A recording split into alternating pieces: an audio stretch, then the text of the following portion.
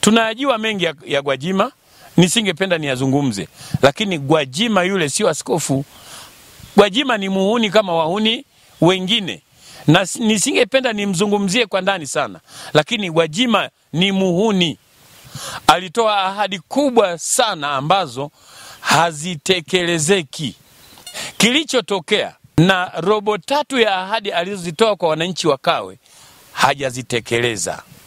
Kwa hiyo kauli zake kwa sasa anataka kuficha yale aliyoyaahidi, na ndio maana amepambana sana na viongozi mbalimbali akiwemo mkuu wa mkoa wa Dar es Salaam wakati ule ambaye sasa ni mkuu wa mkoa wa Arusha Bwana Makonda.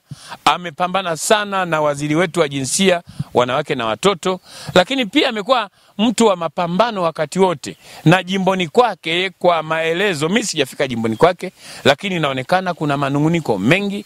Aliahidi vitu vingi, aliahidi kuwapeleka watu Marekani, aliahidi kuwapeleka watu Japani, aliahidi kuwaletea mamiradi makubwa wanajimbo pale Kawe, lakini hayo yote hajayatekeleza. Kwa sasa hivi anatafuta mlango wa kutokea au anatafuta huruma ya wananchi. Kikubwa pale amefeli, nadhani arudi ajipange upya, lakini nafasi ya ubunge kwake naona kama sio nafasi yake kwa sasa. Chama cha Mapinduzi hakiendeshwi kwa matakwa ya mtu.